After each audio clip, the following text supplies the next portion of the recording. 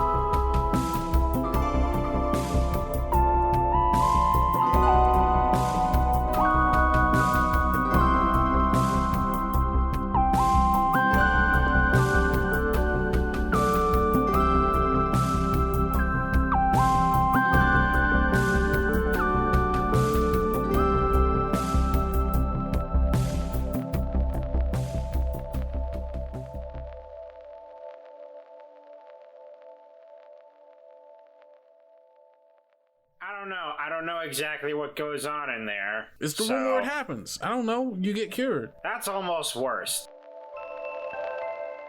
Hey, yo, wait, hold on, wait. Don't be going in the room, okay? I'm not gonna go in. I'm not gonna go into the room. Okay, but if you go in the room, don't say shit about me. I didn't tell you to go in there. I told you specifically not to. You turn to look over to her, and it looks like she tried to climb up the bookshelf a little bit to grab one of the books that are up there. Looks like she pulled on it so hard that she fell off. What book were you trying to get? I'm not sure, but it had a dragon on the side. It looked cool. Dragon? It looked like it had a picture on it. And the text, it says mazes and monsters. Eventually you all come to this landing, and it is like an old chapel. Dakota's probably watched a YouTuber play Elder Scrolls. Yeah, it looks like something that she'd see in Oblivion.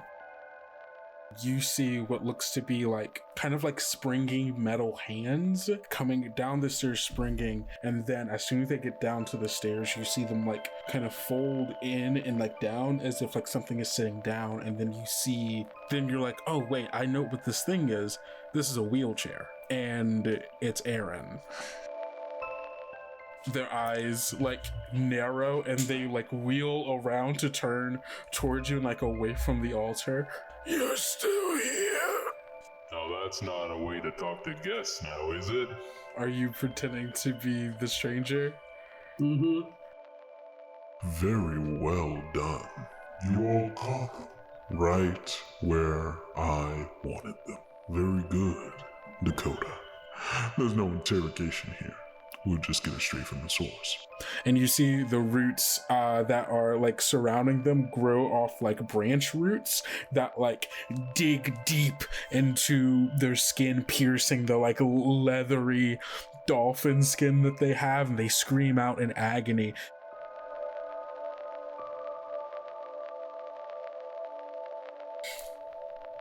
Dorothy, you are standing in the room that you are found past the secret passageway that you found in Sister May's room. You are standing basically at one end of a very short kind of walkway that leads to a podium where it looks like there's a keyboard or some kind of mechanism on there, and around you, basically from floor to ceiling, are a bunch of screens, LED screens. On each of the screens, there are just essentially kind of revolving images of video coming from what looks to be secret cameras in people's rooms that are in the church, looks like a lot of the sleeping quarters that some of the people are in. You see the kind of small gathering room, that you all had brunch at earlier. You see images of like the streets outside of the church. And then you also are seeing images of inside of stores and inside of people's homes. It's this like very wide array of video footage that seems to not be limited to just everything that's going on in the church. And you and Elsie are just kind of standing here looking in awe at everything that's in here. What do you do? So I'm just like very taken aback by all of this technology that hasn't really been surrounding me since I've been in the Sublime, I think. So I think almost for a second she's like, is this somehow not the Sublime? Mm-hmm. But like knows that she hasn't really done anything that would, say that she hasn't stayed where she last was. Yeah. But I think I'm just going around probably like looking at the different screens, maybe seeing if I recognize anybody, if there's any screen in particular that's like catching my eye. Yeah. I'm trying to take it all in. Yeah, for sure. I think you definitely do see people that you recognize, especially like of the video footage of like rooms that are inside of the church. You definitely see footage of Kayla and like Tyree maybe, and like some of the other people like tearing down some of the brunch stuff that would have been finished like maybe 30-40 minutes earlier, but like finally like they're finishing the breakdown, like all the food has been packaged up and moved and they're like tearing down the last of the tables. Let's see, you might be able to get something useful out of this. Do you want to take a gander? I'd love to. Awesome. Let's take a gander. What's the rule for this? You take a long, hard look around, describe what you're looking into. Roll plus noodle. That's a 6. Ooh. You do get 1 experience point. So that's good. Also, I think the way that we had been doing this one is that you get to ask a question and I will answer it, but I will not tell you if it's a truth or a lie. Yep. What happened here recently? Ooh. Okay. There are 2 answers to this. And both of them you see on screen. The first image that you see is of, I think it's probably like night vision, what this image looks like, because the room that it's in is dark.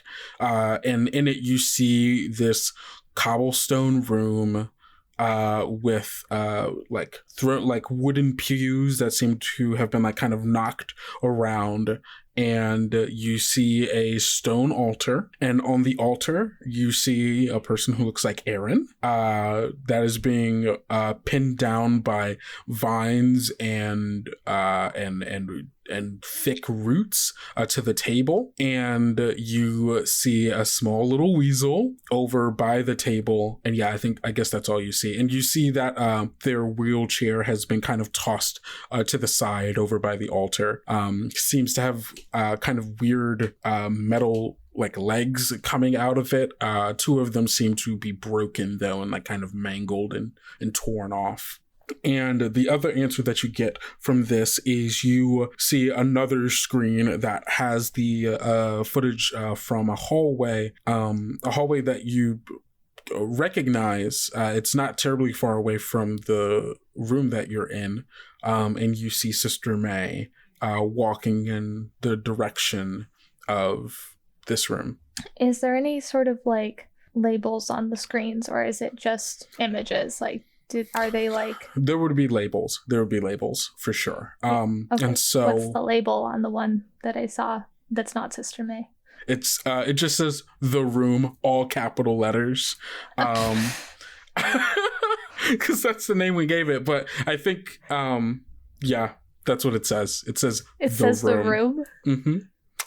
Parentheses where it happens. No. God damn it. The track of Hamilton starts playing in the background. Dorothy goes, "What's this?" Mm-hmm. Okay, so I saw all that shit going down in the room, and I saw that Sister May is coming towards her office. Mm-hmm. You have limited time. Yeah, there was a podium. Is there any other places in here that look like a place a small child could hide, or is it just like I think I described that last time. The screens are they're mounted on like arms on the wall, in the way that they can kind of move around, so it is possible that you could find a way to maneuver behind, nestle into all those? Yeah, I'm gonna try and do that. Okay, cool. So you're just I'm gonna try to hide. All right, give me a regular steam roll here. A steamroll? Great.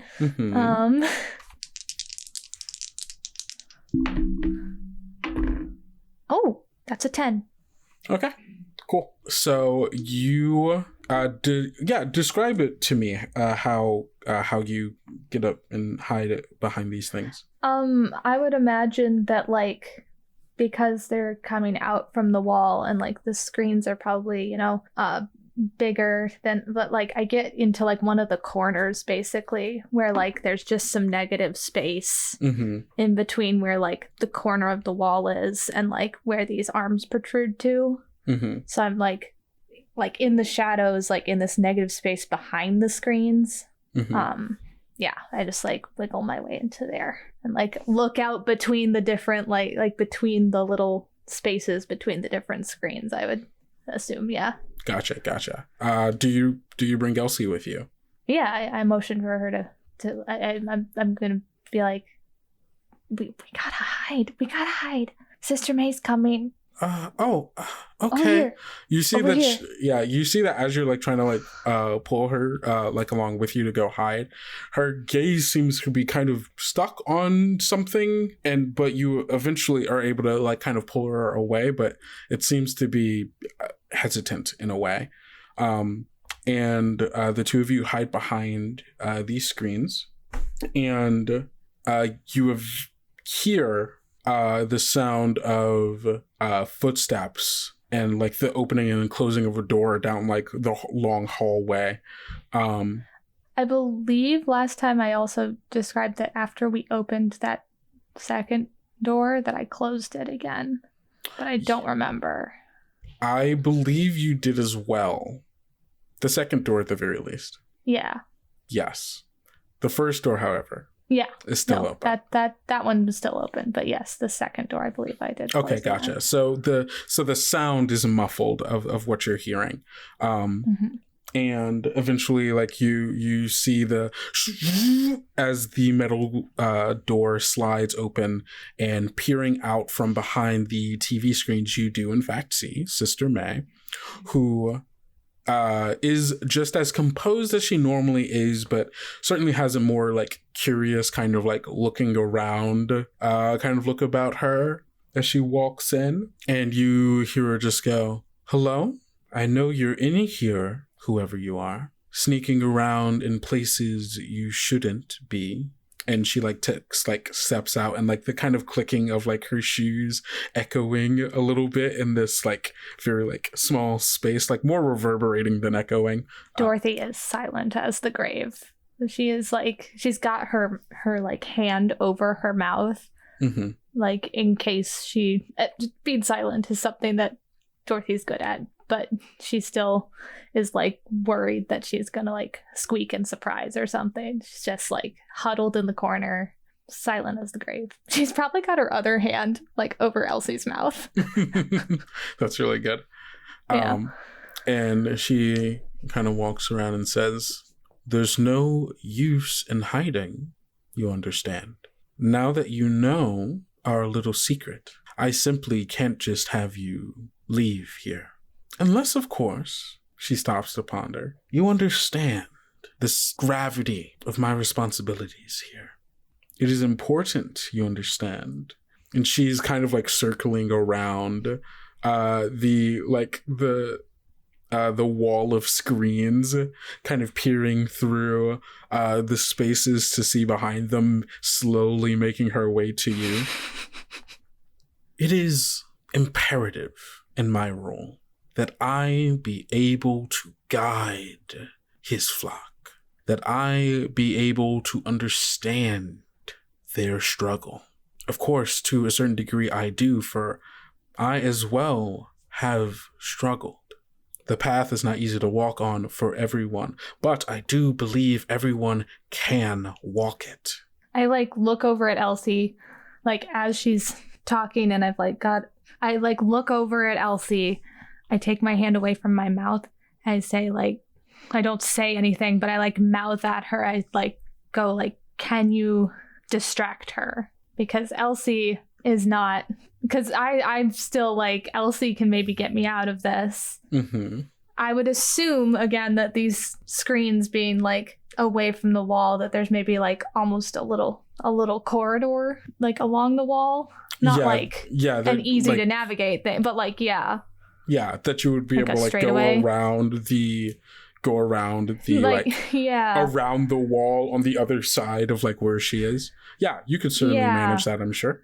Oh gosh, do I want to try and have? What is it that you're imagining Elsie would do?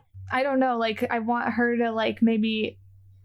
I would imagine she like goes and makes a sound like opposite of where I am or something, because I'm under the impression still that no one else sees Elsie. So if she's able to go and but you're right. Sister May did leave out clothes for her. Yes.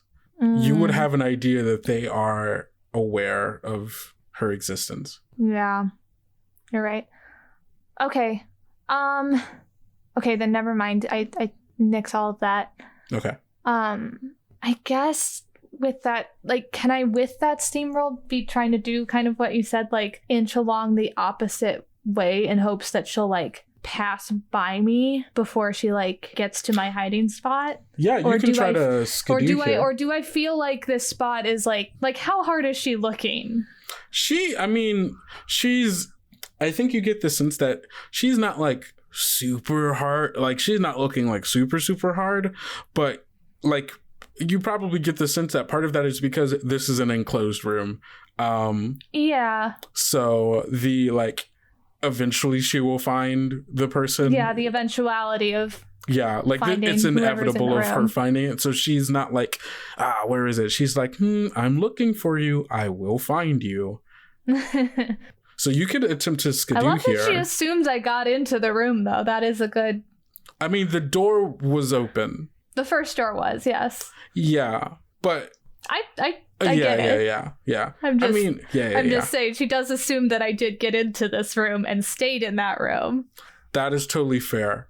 And there's a reason for this that you don't know yet. Totally fair. Exactly. I figured there's something else going on there. Yeah. Okay, cool. Fuck it. Okay, I'm just gonna stay in my spot then. Okay. You can Dorothy doesn't have any... You could... Do you not have skidoo? I don't believe I do. Oh, okay. If you don't, then that makes sense then. Oh, I do. Yeah, that's what I thought you did. I do have skidoo. So you could just never use it because I'm bad at Steam. That's totally fair. But at least you don't get -2 for not knowing yet, you know? True. Yeah. True. Okay. Yeah, then what the heck? I'll try. Okay, cool. So time to run. Yeah, I'll try to do Steam. that thing where I'm like, I'm passing. Mm-hmm. Yeah. All right, let's do this. Come on, roll well for me again. Ho-ho! Yes, that was a 10. Awesome. So I think the way this goes is our camera is still on the outside of this and watching her as she is going around and like occasionally doing like close-ups from like the other side of it, like of the screens, like looking at her, looking through at it. She just kind of continues. And in order for me to properly guide his flock, I need to be able to understand what they're going through. And of course, to a degree, I do. Every person's struggle is individual. I wasn't there for what their lives were before they came here. I wasn't there for what it was like to struggle in the real world for them. And so the only way for me to understand a little bit of that struggle is to watch over them, observe, learn, and understand, just like he does for us. And I think as she's getting to that final point, she's getting to where Dorothy was, and the camera's slowly moving in. And she gets to where you are and does like the stereotypical ha, as like she looks exactly where Dorothy was, but Dorothy, you're not there. And we hear the sound of the door sliding closed, and she turns to look behind her, and you're gone. Where are you headed? I'm running to, oh gosh. I mean, I'm just booking it down whatever like hallway I can. I think I have a question. Yes. Do you close the bookshelf behind her? Would I think to? I feel like I might. Mm-hmm. I want to put something between. Yeah, I closed the bookcase and I closed the office door. Mm-hmm. And I think, yeah, no, there's nothing I can. I just book it after that. Yeah, for sure. Wait, was that book that Elsie took off the bookshelf? That was, is that like, does it come away from the bookshelf? Is that like, or was it a lever, or is it like a book? Sure. Yeah, it was a book. Yeah, you could take it off the bookshelf. Yeah, I take that book. I would imagine she like pulled it off the bookshelf. It's like lying on the ground next to it. So I like close the bookshelf. I scoop up that book and I like book it out of the office, closing the door again. Awesome. Me, even though I know that she'll probably see me running away. Mm-hmm. Where are you headed? I'm trying to find the room where it happens. The room where it happens. Okay, cool. Think more on that and like how you plan on doing that as we cut over to Walter and Dakota. Hi. The two of you are, well, you're in the room where it happens, and right now it do be happening. It do be happening. It's happening so much. It's happening so much right now. Walter, you are over by, I think last we left off, you were on the altar right by Aaron. Aaron had just spit in your face after you made the statement that like you were going to, I think you made a statement about either like you were going to defeat the stranger or something like that. Yeah. And I think I failed a grift roll. Yeah, I think you failed to make a friend roll. Make a friend, that's right. Yeah. And so they were like, no, none of that. They are still on the table. There are still roots and vines that are like binding them down to the table. And then the ends of them have split off and like dug deep into the skin underneath that like kind of mucousy dolphin layer that they currently have, and have like stretched out like veins along the inside of their skin, plunging deep and like pumping out fluid and information from them. They are in a great deal of pain, certainly much more than they were before, and things are not looking great for them. Dakota, you are in the confessional on the side of the room, and you also just finished the vow that you made for your road warrior move and have returned to your original form. Yeah, I assume that Dakota is sitting in the confessional and, you know, in the midst of trying to grapple with losing the stranger's authority, is also hearing the screams of Aaron, right? Mm-hmm. Imagine Dakota's sitting there, already took the sword out of the ground, hoping to at least alleviate something, and kind of like pulling on his hair and kind of like taking like his hands and like bunching up his clothing and trying to like just exert any sort of like frustration or anxiety in a physical way. And I think the sound of everything comes overwhelming, and Dakota bursts out the confessional and looks up to the altar. So you burst out of the confessional and you see the very terrifying, horrific image of Walter, who's like probably like just looked back at you like, Walter, you've just heard the sound of the door bursting open, and Aaron like screaming, grunting on the altar, being held down by the roots that you helped summon. Walter, you see that Dakota is no longer in the road warrior, in the driver form, that they're back in their regular form. I think Dakota kind of panting a little bit and staring at everything that's going on, eyes wide, taking it in, break sword in hand, just yells, "Enough!" And then he grimaces and puts his hand to his throat and looks down at the ground for a moment. Walter just says, "No, don't look down. Look at them. Look at this. Is this what you wanted?" Walter, it's not the time. I don't know. I didn't want this. I know it's not what you wanted, but this is what happens when you work for him. Walter, I can't have it any other way. Oh, Walter. You see, you spend so much time trying to fight it, trying to fight the inevitability. Everything eventually bends. Dakota, you did good work, as I expected. You're taking it too far. Taking what too far? We were just supposed to find them and get information, not any of this. And Dakota's slowly kind of taking long, very methodical steps up towards the altar. A clarification, dear boy. You were supposed to find. I had other plans.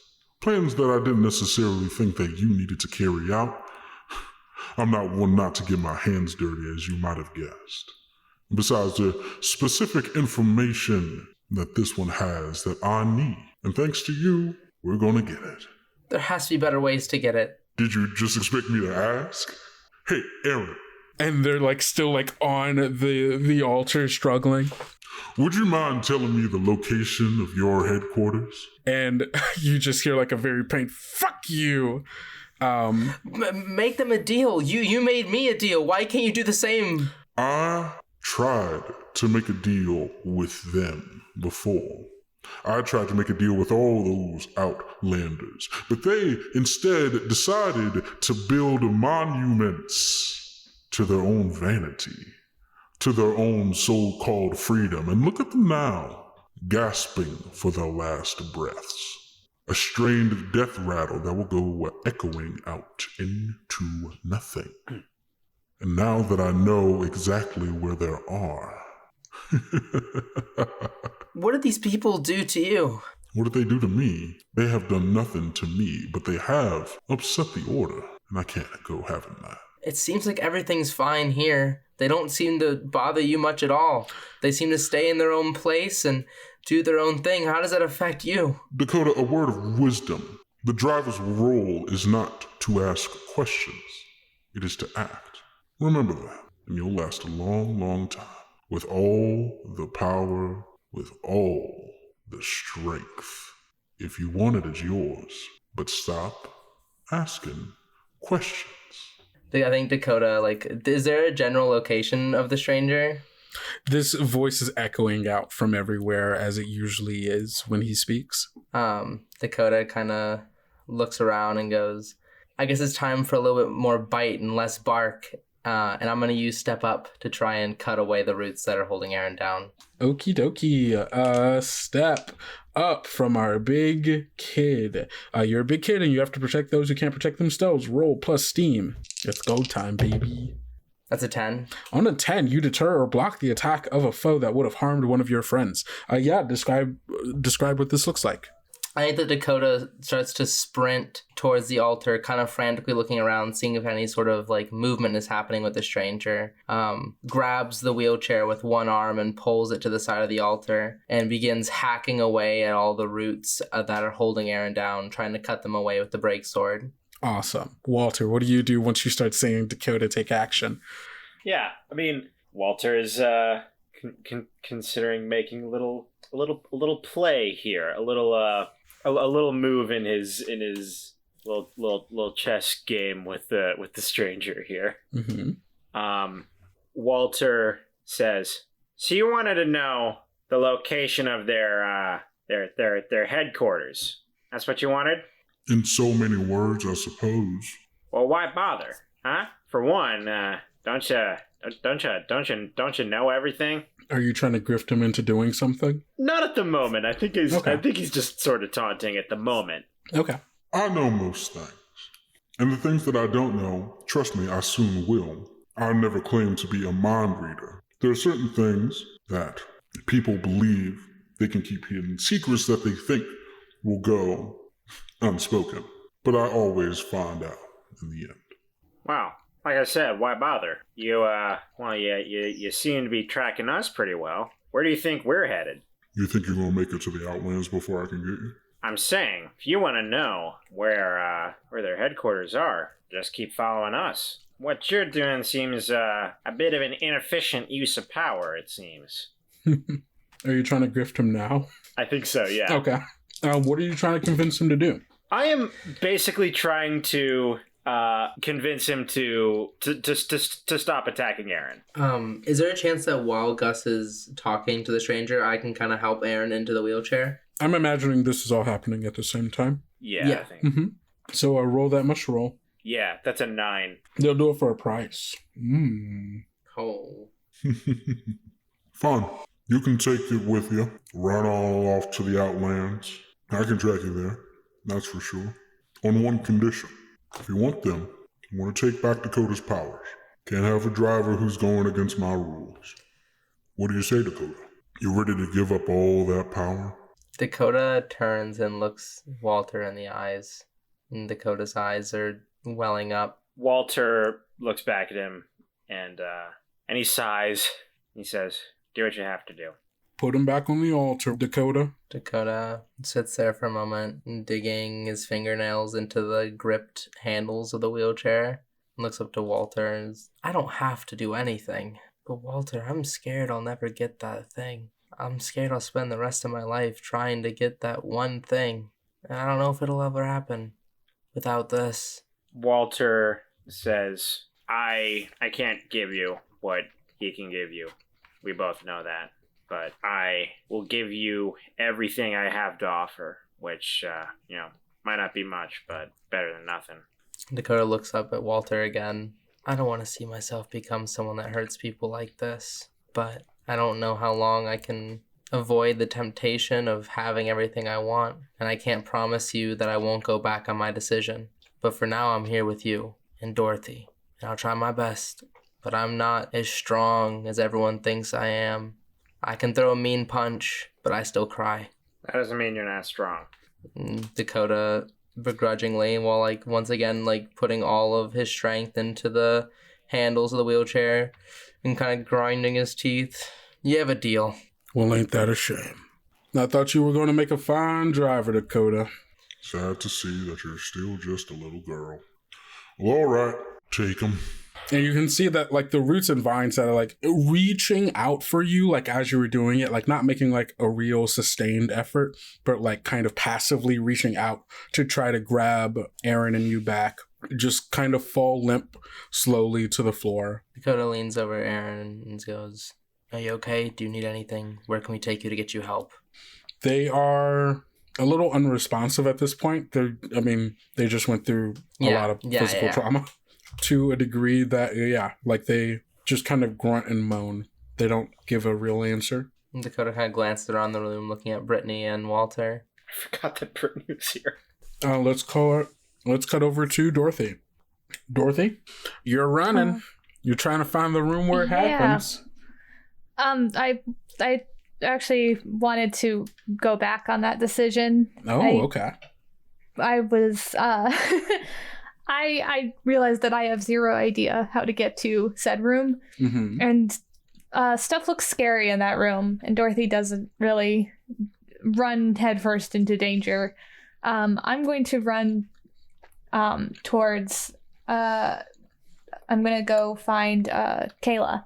Okay. So I guess I'm heading back toward where brunch was happening before. Yeah, you vaguely know how to get back there, and I would say that you're getting there as they are wrapping up. And so Tyree is just finished putting the last chair on the little chair, rolling chair rack.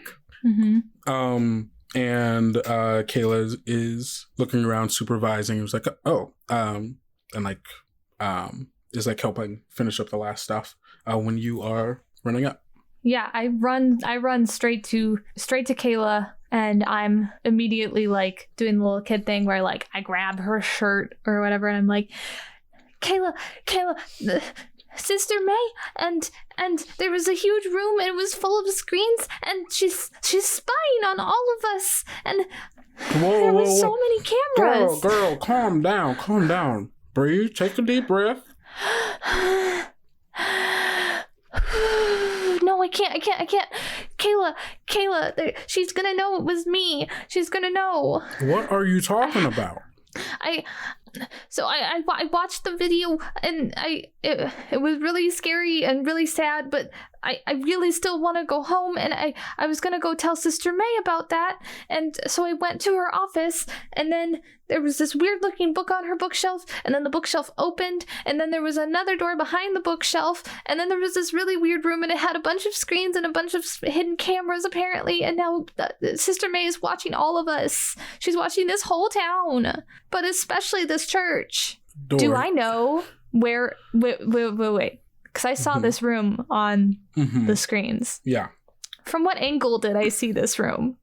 From like up above, looking down, almost like a pretty standard security camera. Yeah, no, I look toward that corner. And you see that there is a security camera there. Yeah, and I point at it to Kayla. I say, look! Oh, Dorothy, that ain't There's nothing. one right there! Yeah, well, obviously, Dorothy, of course there's security cameras in here. Dorothy. Yeah, but they're everywhere. That's because people tend to want, you see, there's, and I don't really know all the science behind it, but it's this new thing. It's like a closed circuit kind of deal. Well, basically all of the cameras just go right into one place inside like a building so that they can, have someone monitoring all of this stuff. That's every place has them, and it's not, just because there's cameras here, like it's not all going to Sister May's. It's going to different people who are all watching for individual stuff, I know all this is scary, There's other people Dorothy. besides Sister May watching us? No.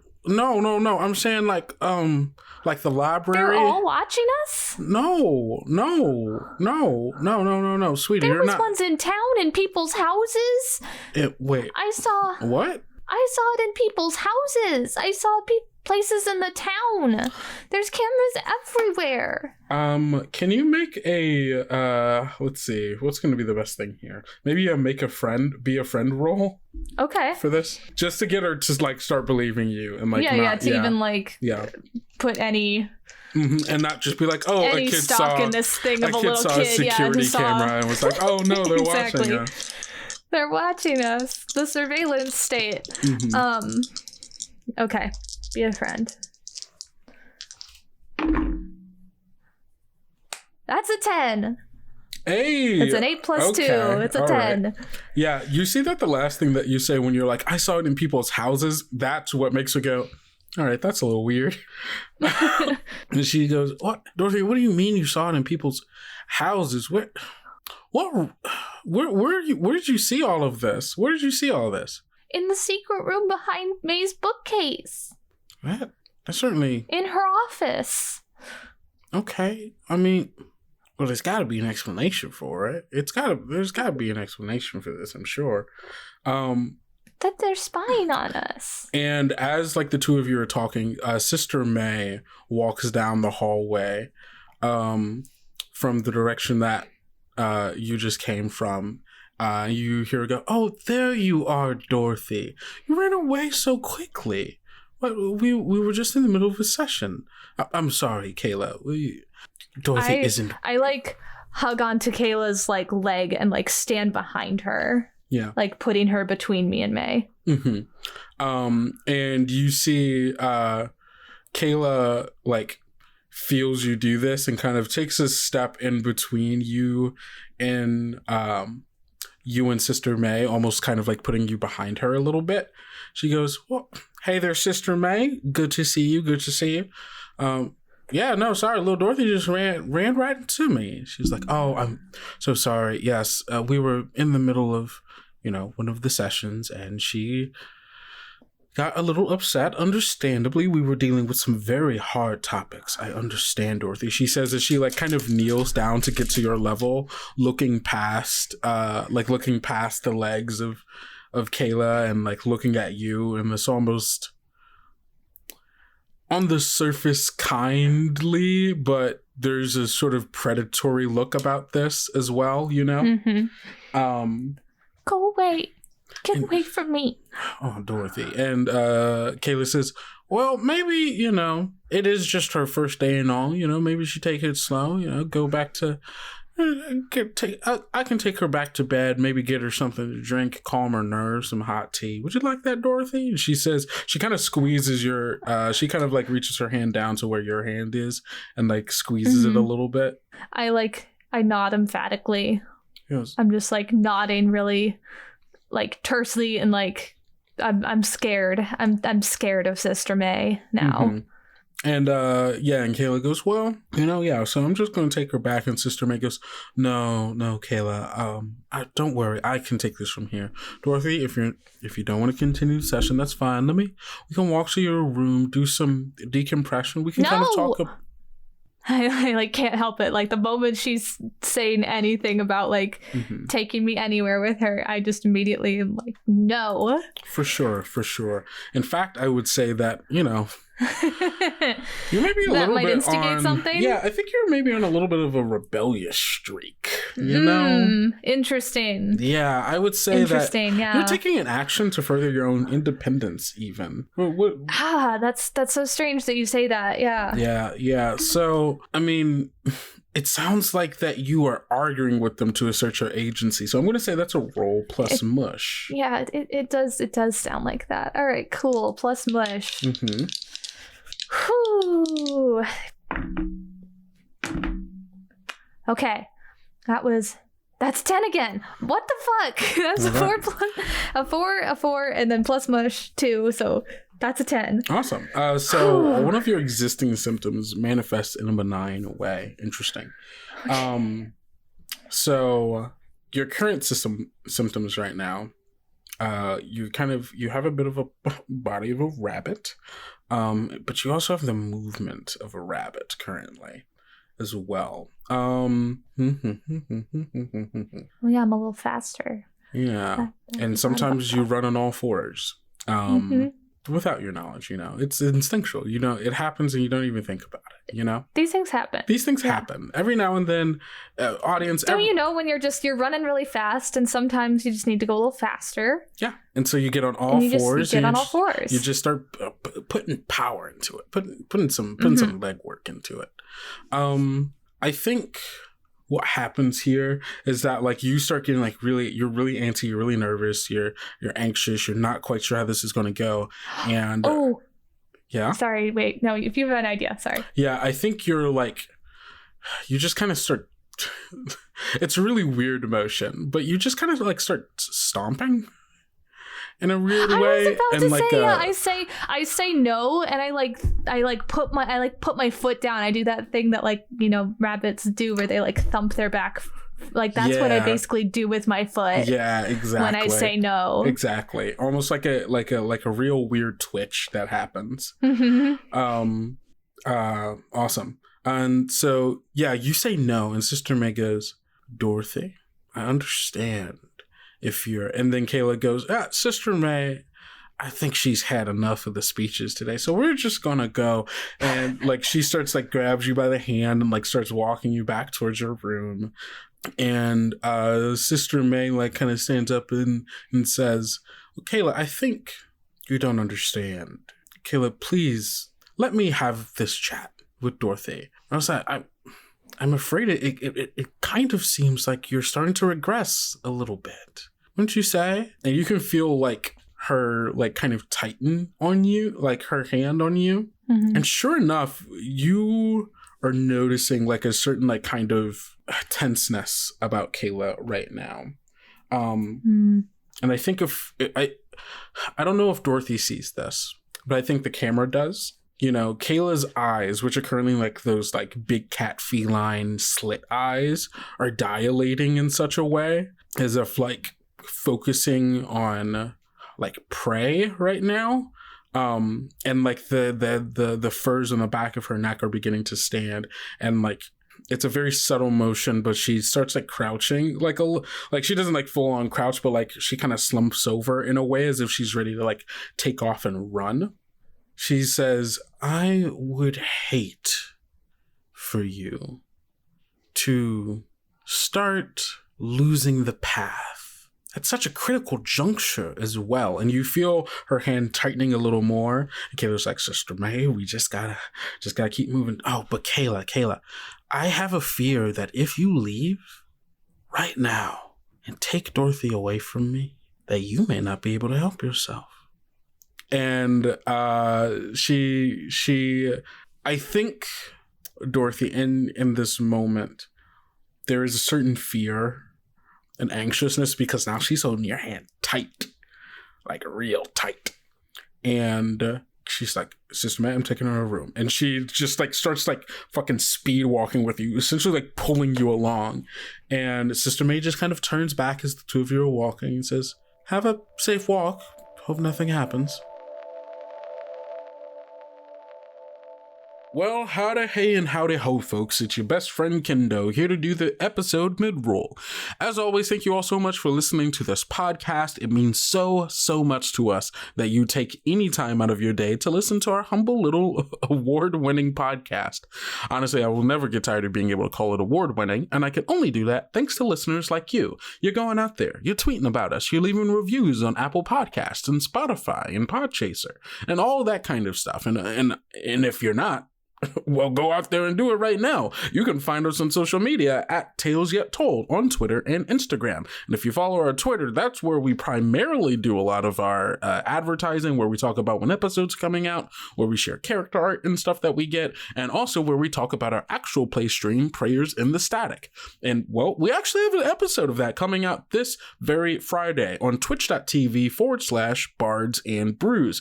And we are playing Mothership, which I'm very excited about, a horror sci-fi game, and it's going to be taking place in the world that we've been building these like last 3-4 weeks. So I'm very excited to see that happening. I really hope to see you all there. It's at 7 p.m. Central Time, and you can find out more about it by going to our Twitter. And as always, thank you so much to the Be Gay Roll Dice Network for allowing us in their queer little community to make queer little podcasts for queer little people just like you. And we have an ad coming up for them really soon. And as always, don't forget to eat enough food, drink enough water, get enough sleep, and take care of yourself. Because self-care is important. And don't forget to love yourself like I love you. Bye! Need a new gay found family podcast? We're a queer-led actual D&D play... Nope. We're a queer-led actual play D&D podcast of 4 best friends who are currently playing... Hold on. We're a bunch of queers playing D&D for a podcast. We're lifelong friends. We have space travel, magic technology, heist, horses, and a really gooey goblin. I'm stealing all of your stuff. I'm just going to say this entire ad. We have great bonus content with the first episode of each arc available for free. In the entirety of the first arc, the Bone Rattlers. Each art is set in a... Excuse me. Each art is set in an in-universe history podcast about each planet in the planetary system. There's more than one. We have a bunch of episodes available for binging and wonderful characters to fall in love with and hate, including some jank horses. We have multiple arcs out that follow the story of Val, a Triton. Okay. Val the Triton, an interplanetary criminal and MLG gamer. Horse rider extraordinaire. Xerxes, a murderous demon that likes to wear dad hats. And sometimes rides a nightmare horse. Patches, a part-time old lady, full-time ooey gooey cyborg goblin, and her trusty rusty steed, Horus. And Adam, the small boy technomancer, and their journey as they grow and discover the truth to their pasts. I was gonna be mad because I didn't do a character voice, and then I was like, no, I did. Magic Dagger. If the true treasure isn't friendship, I'm gonna be mad. I'm gonna be mad. If treasure true, friendship bad?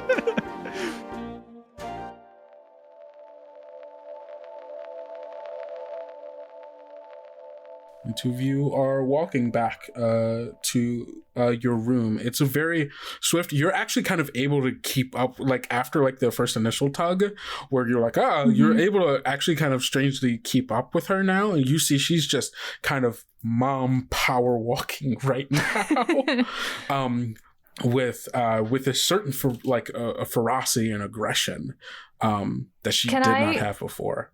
Can I, when like I get my feet back underneath me, Sister May wasn't following us, right? Oh, she no, she just let you walk away. Yeah. Okay. Can I like maybe tug Kayla back towards the office?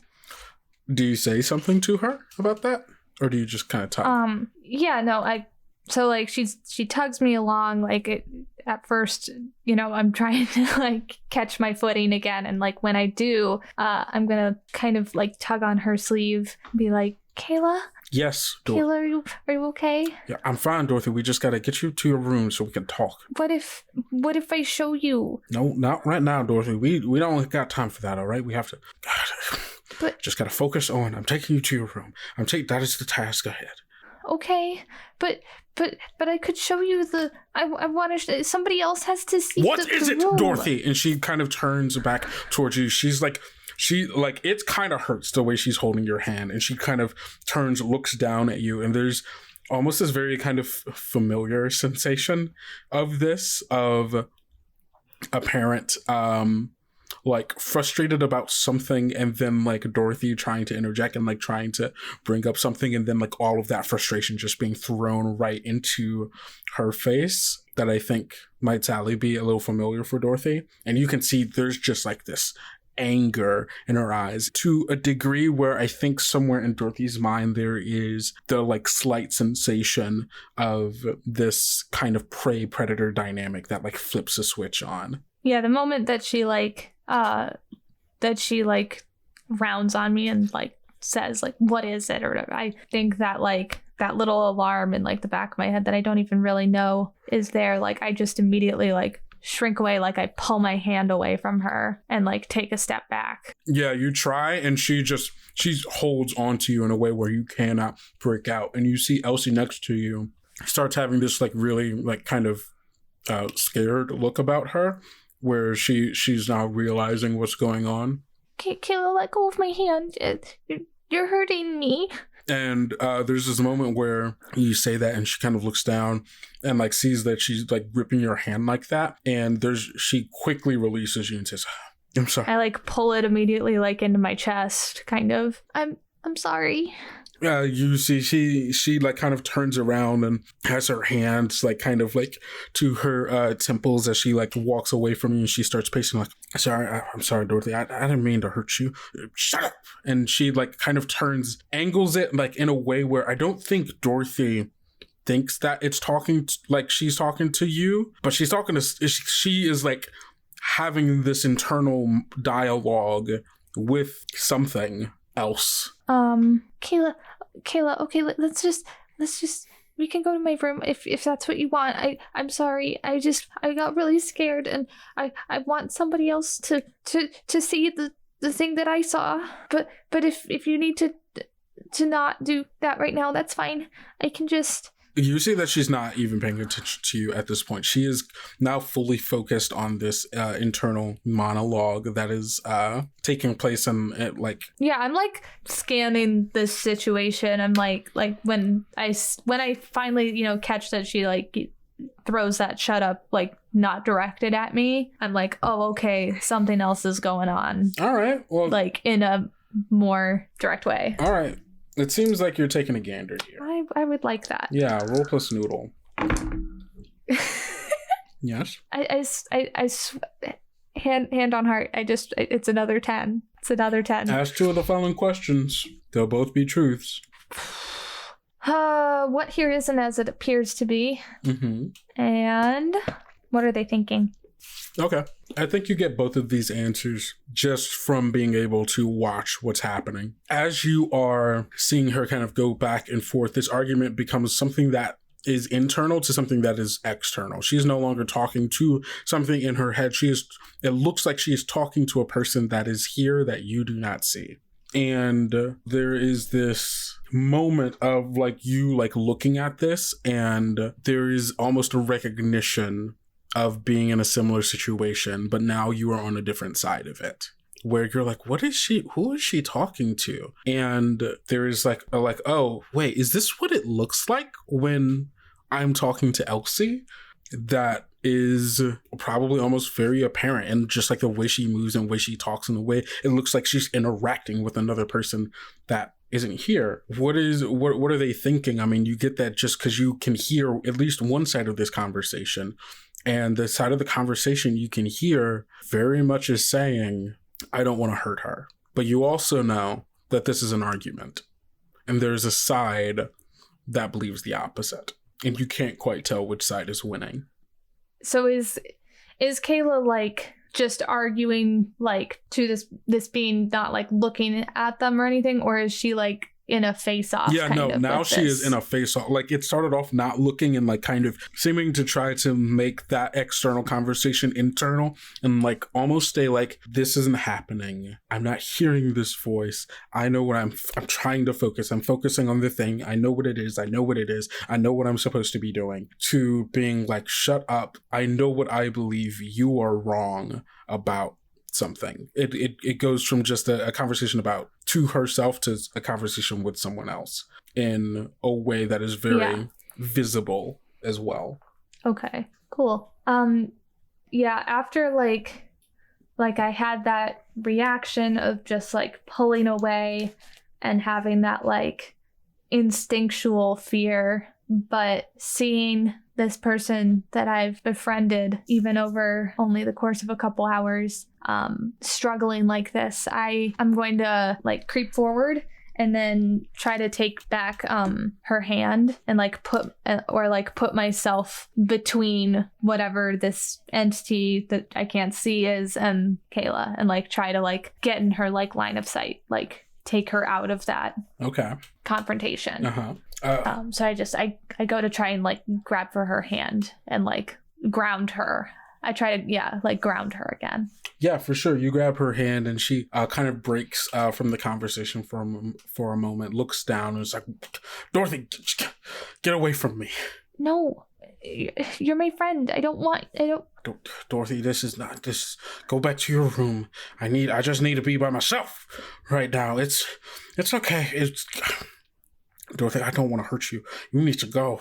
And you can almost see like there's a physical change that is happening as well, where the stripes that are just like kind of lightly defined, like along like the light bits of fur around just like across her body, start defining a bit more, darkening in a way where it would be impossible to ignore the fact that she looks like a tiger. Are you gonna be okay? I'm gonna be fine, Dorothy. Go! Okay, I'm sorry. Thank you. I like leave her with that like I like squeeze her hand and like try to like impart how like thankful I am that she did step in when I wanted to get away from Sister May. Yeah. How far away am I from like my room, I guess? You're not that far. Okay. Yeah.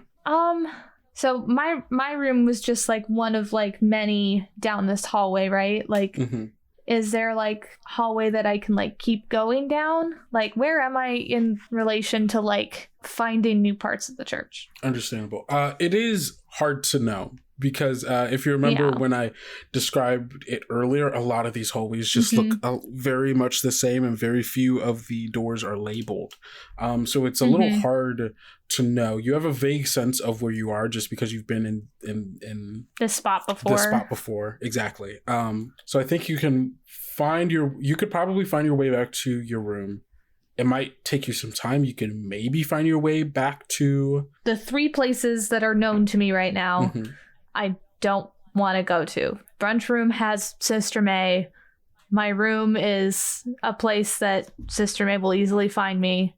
And I'm not going back to her office to have her corner me. So I'm going to just like get lost in this maze of a church, basically. You most certainly can get lost in this maze of a church. And even so, I think there's even something more interesting here. If you stumble upon something. I would love to stumble upon. Yeah. So what's that shiny thing over there? Roll plus noodle. Okay, there it is. Mm-hmm. That's a 5. Okay, cool. We'll come back to that. Great. Walter and Dakota, two of you, I guess the three of you, alongside Aaron, who is in their wheelchair now, gotta decide where are you going? Also, how are you getting this wheelchair up these stairs? I'm assuming it no longer does the thing. 2 of the legs are broken. That is a thing that happens. Yeah. A stronger Dakota probably could do it. Is are they broken in like a... They have been it's like if you took 2 wooden sticks and like gripped it hard and they snapped, they're broken in that way. So not Walter could get in there and tighten a few screws. Not like that. No, not like that. Dakota looks over to Brittany and realizing that he's not strong enough. Hey, can you give us a hand? Brittany, who's been very silent throughout this whole ordeal. Yeah. He's just kind of like standing by right now. You has been like looking like at the group of you, and when you turn to acknowledge her, she obviously has a very troubled look about her right now. Yeah, I can help. And she walks over and grabs I think she grabs the 2 handles from you and turns around and then just starts like pulling it up the stairs, essentially. It's rough. It's not smooth in any kind of way. It's not great, but it works. Dakota kind of follows along as we go up the stairs, looking at his feet and kind of dragging his hands along the wall. Walter follows. I would say as we walk, Dakota kind of glances over at Walter and then quickly looks back to his own feet. You understand where this is coming from, right? How do you mean? Why I even took the deal with the stranger to begin with? I mean, yeah and no. I mean, I can't pretend to understand, but I can empathize, as it were. I can. Yeah, seems to be what most people have to say. Well then, can you help me understand? Walter, what's the thing that makes you feel like you your own person? Walter says, I haven't really had much of that. I sort of shopped around for it, as it were, but never really found anything. But you know what it's like to not have that thing. Yeah, I do. Imagine knowing exactly the type of person you want to be, knowing the thing that you need, or at least thinking what you need to make you happy, and to make you be that person that you only dream about, and you know that you can never have that. And that's the hardest part. You know that the one thing that you really want, you can't have, and someone dangles it in front of you.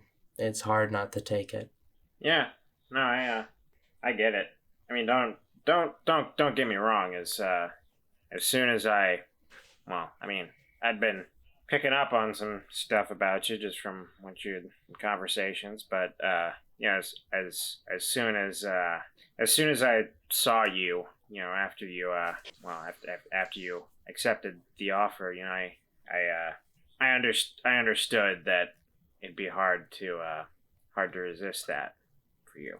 And the fact that you did just now, and I know you said that you might go back on it, but even the fact that you did for a moment is staggering to me. It is unfathomably brave of you. And I had seemingly everything that I wanted, but I was doing things and I could see myself feeling and becoming someone that lives in my nightmares. And I don't know where to go from here. Dorothy wants a sister, and I can't be that for her. And I don't want to confuse that little kid's head with anything else. They got a lot going on.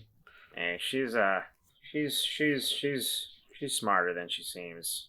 I don't know. She'll. I don't think she can forgive me, Walter. I don't blame her.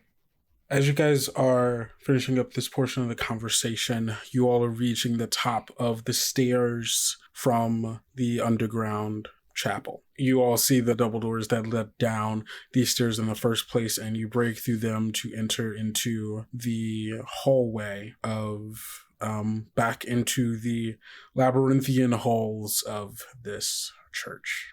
Where are you going? I think this works. Like if because we were just talking about Dorothy as we're reaching this point, and so I think Walter says, "Speaking of which, we gotta find that kid." Oh, there's probably a whole mess following her around. Can't be too hard to find her. Yeah, just look for mischief and lead us right to her. As you say that, you all feel something.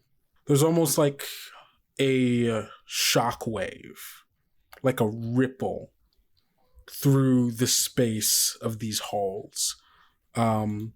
Walter, I feel like you are probably more in tune to this than Dakota or Brittany or even Aaron would be.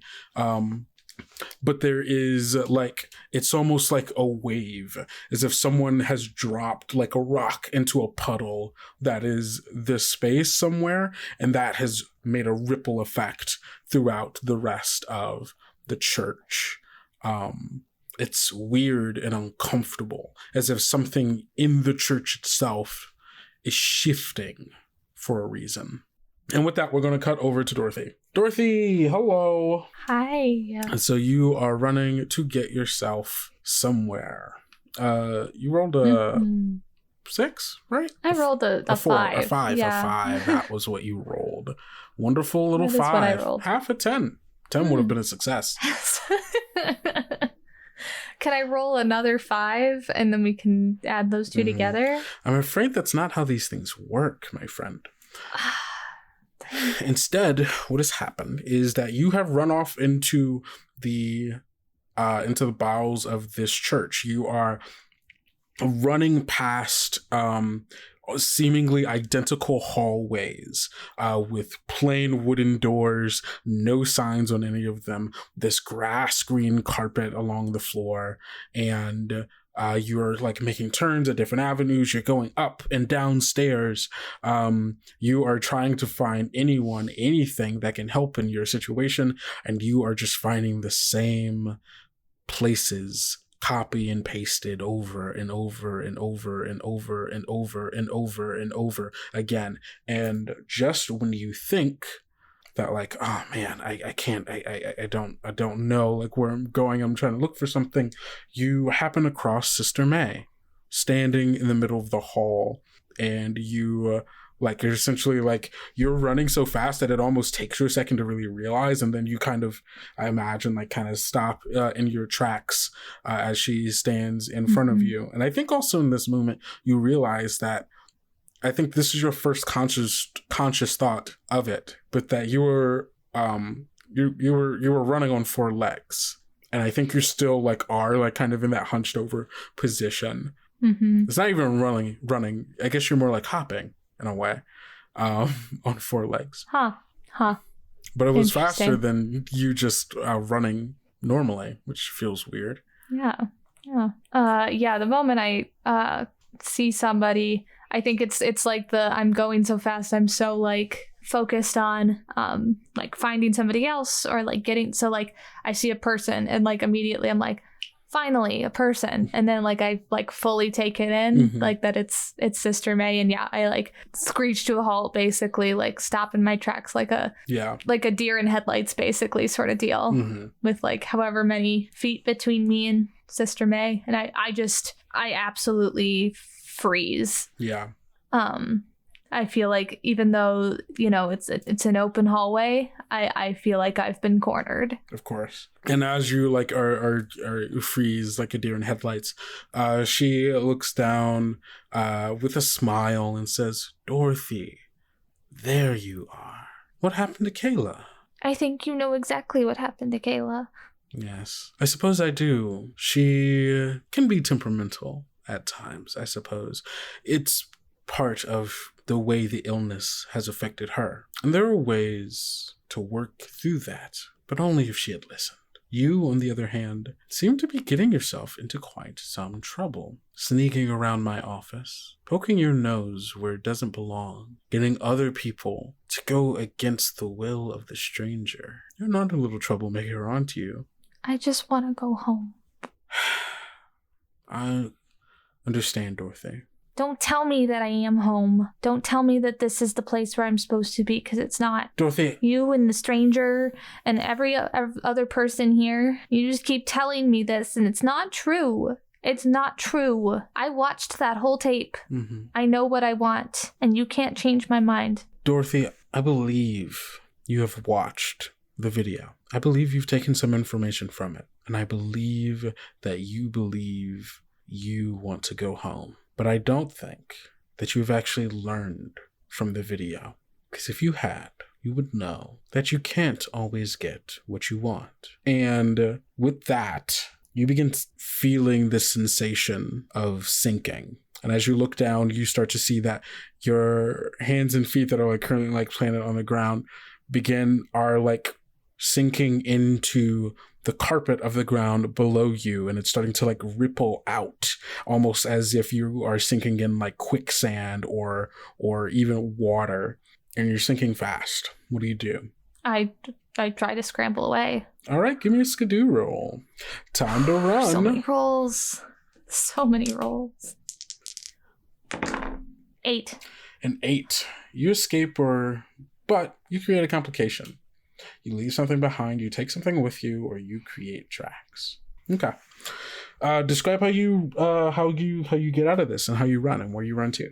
I think so. Like I was, booking it down these hallways and like came to a stop and realized that I'd been doing this on all fours, and I've kind of done that thing where I sat back on my I didn't fully stand back up. Mm-hmm. So I have like a hand on the floor still, Mm-hmm. and when I'm talking to May, and the moment I start to feel that unsteadiness in the floor, I almost flip-flop where I pivot on my feet and fall backwards to scramble away kind of. Mm-hmm. So I catch myself behind me as I'm kicking my feet to try and scramble away before I can turn back onto all fours to run again. For sure. Yeah, no, you do this maneuver and you're able to hop out of the kind of pooling quicksand carpet that you were on, and you start running off past Sister May or back the other way. Away from her. Back the other way. Okay, cool. So you start running back the other way, and as you are running, you see that Elsie is trying to keep up with you, but she is not being she's not able to keep up with you. She does not have your rabbit reflexes and speed, and so she's falling behind as the two of you are running. And she's like, Dorothy, wait up! And you can also feel that as you're doing it, you've definitely escaped that one, but every time your hands and feet touch the carpet below you, it feels like mud.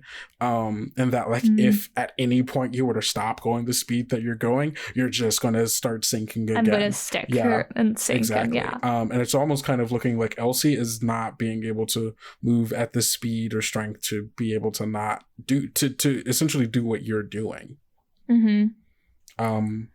I think that Dorothy is too afraid and full of adrenaline that she doesn't even really clock that Elsie is calling out to her, falling behind. Mm-hmm.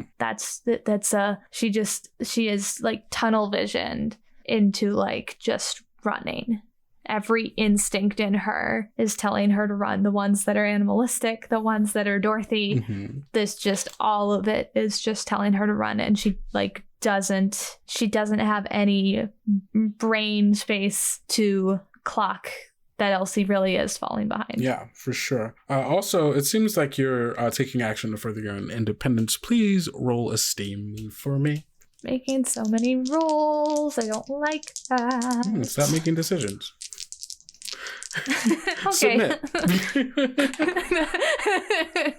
That is a 7. A 7. Ooh, choose one from below. Gain a new symptom. An existing symptom worsens, or take a disadvantage on your next roll.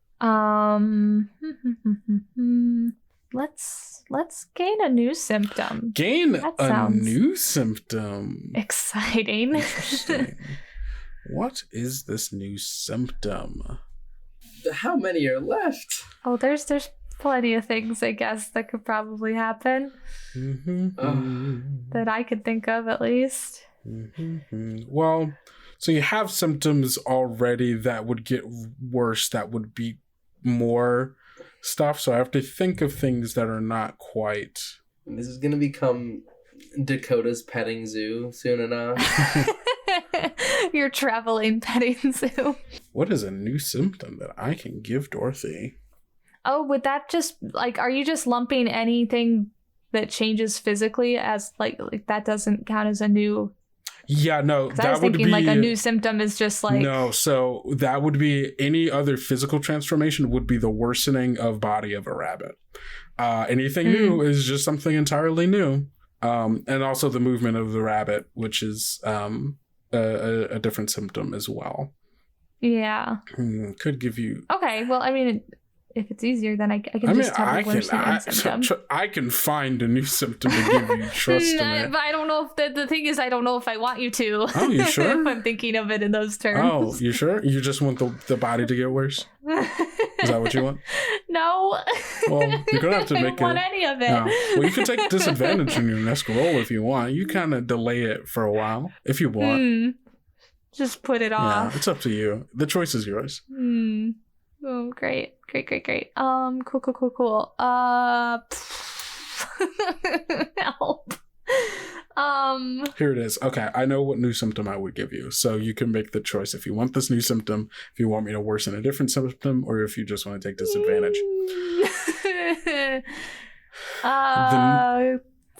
The new symptom that I would give you is instincts of a rabbit. That's probably not good. Let's prolong the inevitable. Let's take the disadvantage on the next roll. Okie dokie. Disadvantage it is. Oh boy. Okay, cool. So you are running off on your own little thing, trying to escape from this quicksand mud. And eventually you just completely lose track of Elsie.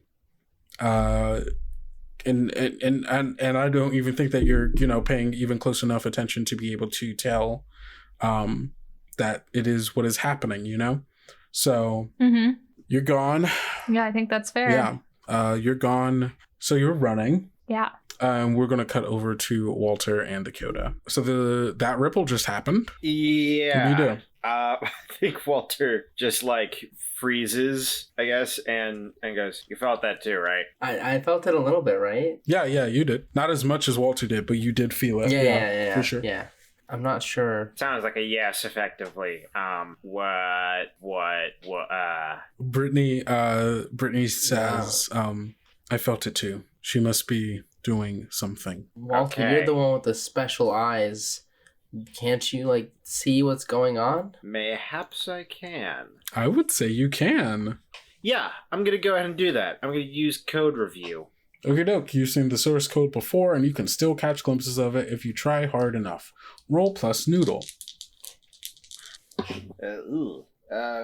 That's a 7. Okay. On a 7, you can tell, so yes, this is obviously a part of the source code, but you get to choose 2 from the list below.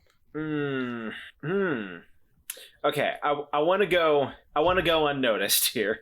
That seems like a good idea. Okay, so you don't want anyone to know.